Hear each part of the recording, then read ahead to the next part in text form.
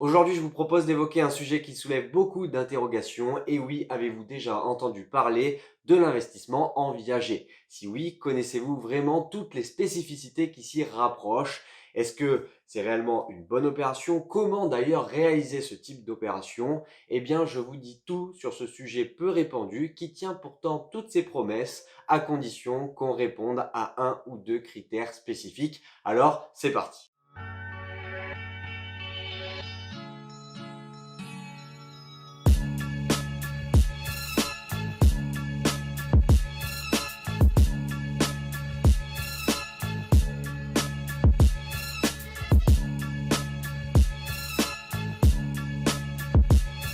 Imaginez que vous souhaitez investir en viager. Eh bien, l'investissement consiste à acheter la nue propriété d'un bien immobilier à un prix inférieur d'environ 40% par rapport au prix du marché.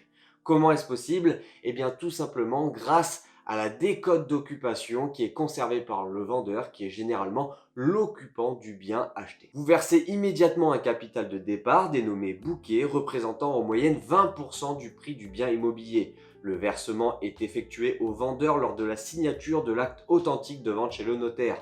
Enfin, vous devez vous acquitter d'une rente viagère mensuelle que vous versez au vendeur. Cela permet donc de ne pas recourir généralement à un prêt immobilier et d'investir mensuellement dans votre acquisition. Attention tout de même, eh bien cet investissement ne vous rapportera donc rien tant que vous ne détenez pas la pleine propriété du logement. Cette pleine propriété peut s'acquérir de deux manières différentes, soit un départ anticipé du vendeur ou soit lors de son décès, puisque sinon, eh bien, le vendeur détient un droit d'usage et d'habitation, c'est-à-dire une occupation à vie du logement. Alors l'intérêt du viager pour le vendeur, c'est d'avoir un complément de revenu de par le bouquet initial, mais aussi les différentes rentes viagères. Et pour l'acheteur, c'est d'avoir un bien immobilier qui est quand même très fortement décoté du prix du marché. En plus de cela, comme je vous l'ai dit, pour les petites bourses, c'est très intéressant puisque si vous n'êtes pas éligible à un crédit immobilier pour acheter un bien directement, eh bien le viager peut également être une solution sans recourir à un prêt immobilier. Le viager représente environ 5000 transactions par an, soit 1% de la totalité des transactions réalisées en France. Un beau marché de niche en plein développement qui connaît d'ailleurs une croissance de pas moins de 6% annuelle. Comme tout marché de niche, eh bien, je vous préconise très fortement de passer par des spécialistes qui sauront vous accompagner tout au long de votre investissement. En effet, le viager est un investissement avec une inconnue non négligeable, la durée de vie du vendeur qui impactera la rentabilité de votre opération.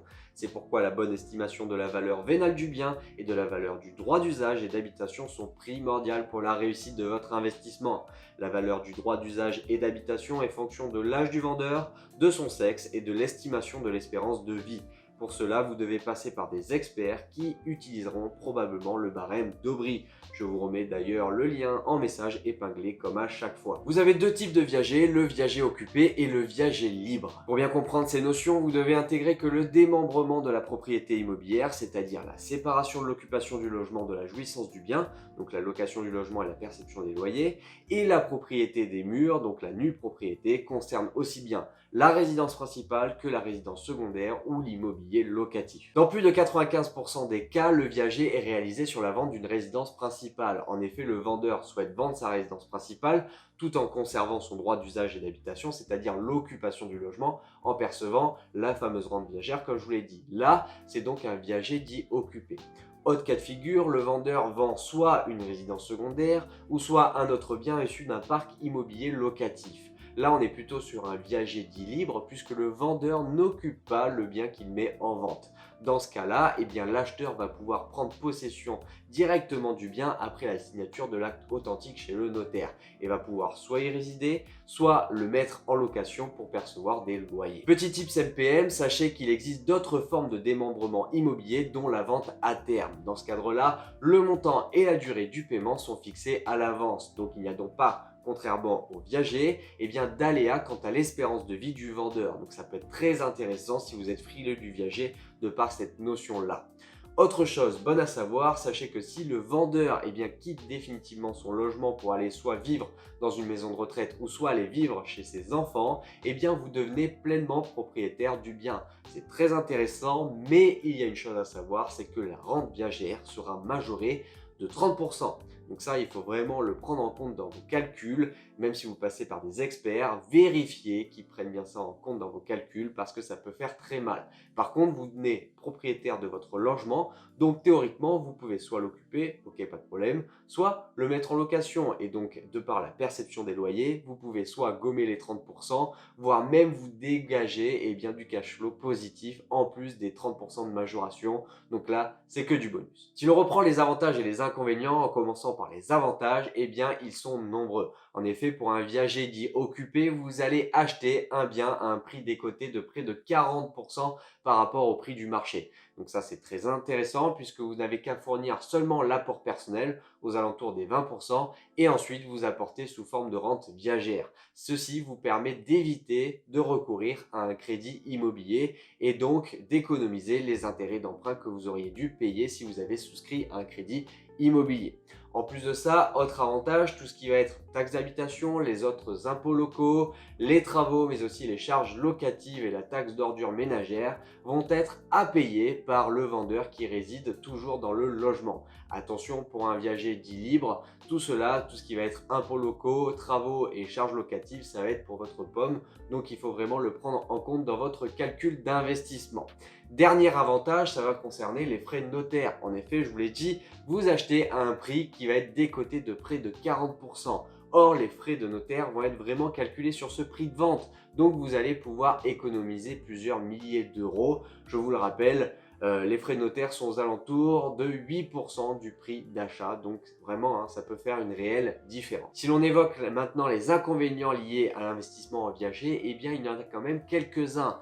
Le principal concerne l'incertitude de l'âge de décès du vendeur. En effet, si le vendeur a une vie anormalement longue, la somme totale des rentes viagères peut-être dépasser la décote initiale des 40% que vous avez obtenu lors de l'achat. Donc ça, ce serait vraiment malencontreux. Autre exemple, par exemple, c'est si l'acheteur décède avant le vendeur. Un exemple concret, c'est celui de Jeanne Calment qui a transmis sa résidence principale en viager à son notaire et le notaire est décédé avant Jeanne. Alors là, c'est très compliqué puisque du coup, l'investissement a été complètement nul, voire très désavantageux pour le notaire, mais pas que, parce que sachez que la rente viagère est transmise maintenant aux héritiers de ce notaire. Donc là, vous avez potentiellement un impact sur votre génération d'après, donc faites très attention.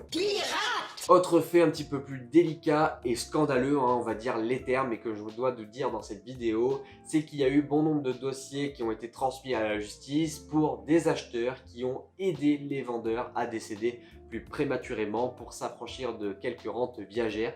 C'est tout simplement scandaleux, comme je vous l'ai dit. N'oubliez pas que l'incertitude liée à l'âge de décès du vendeur est une valeur à prendre en compte dans ce type d'investissement. Et n'oubliez pas également que derrière, ce sont des personnes âgées qui vendent leurs biens tout simplement pour avoir un complément de revenu, pour vivre plus aisément. Des fois, les retraites sont très faibles, ou également pour avoir une accession à tout simplement des maisons de retraite qui n'auraient pas pu avoir lieu de par leur retraite classique. Donc n'oubliez pas que derrière, il y a vraiment des personnes âgées et des êtres humains à prendre en compte. Bref, la parenthèse est faite. Dernier inconvénient qui n'est pas directement lié à l'investissement en viager, mais de par l'immobilier de façon générale, ça va être l'évolution du prix de l'immobilier. En effet, de par l'investissement en viager, vous avez une décote initiale de 40% à l'instant T, mais rien ne vous dit que le prix de l'immobilier ne va pas dégringoler dans les années à suivre et peut-être venir gommer cette décote que vous avez gagnée initialement. Il me reste alors à démystifier un petit peu cet investissement puisque l'investissement en viager possède une image un peu négative du fait des deux sujets principaux qu'elle aborde, la fin de vie et les personnes âgées. Alors certes, dans l'imaginaire collectif, il y a bon nombre d'acheteurs qui seraient là pour dérober les biens de personnes âgées qui sont dans le besoin, mais non, je vous le rappelle, le vendeur a plusieurs avantages, notamment de bénéficier d'un complément de revenu de par le bouquet initial et les rentes viagères, ce qui lui permet d'améliorer son train de vie ou alors peut-être d'accéder à des maisons de retraite ou des soins vitaux qui n'auraient pas été possibles en temps normal. Et pour l'acheteur, pareil, il y a plusieurs avantages, bénéficier de la décote et pourquoi pas faire un geste plutôt justement en faveur de ces personnes âgées. Pour moi, l'investissement en viager est donc un dispositif gagnant-gagnant. Voilà, on arrive déjà à la fin de cette vidéo et on peut voir que justement à l'heure où les soins et également le coût de la vie est de plus en plus important et également que l'accession à la propriété est de plus en plus difficile pour les jeunes actifs, eh bien l'investissement en viager serait un excellent compromis. Alors tout cela est à mettre en relief, notamment lié à l'incertitude de l'âge de décès du vendeur dans une population qui est de plus en plus vieillissante. Bref, dans tous les cas, il y a quand même de nombreux avantages. Une décote à l'achat initial qui peut vous affranchir d'un crédit, également une fiscalité allégée puisque vous ne déclarez que la nue propriété et donc tout ce qui va être gestion locative, eh bien vous ne vous en occupez pas, donc ça peut être très intéressant. N'oubliez pas que en tant que niche, eh bien vous devez vous faire accompagner dans cet investissement qui est assez délicat. Il y a de nombreux calculs à prendre en compte dans cet investissement, donc n'hésitez pas une nouvelle fois à vous faire accompagner, c'est très important. Voilà, on arrive à la fin de cette vidéo. N'hésitez pas à vous fixer des objectifs. Devenez riche, c'était Mathias. Ciao, ciao.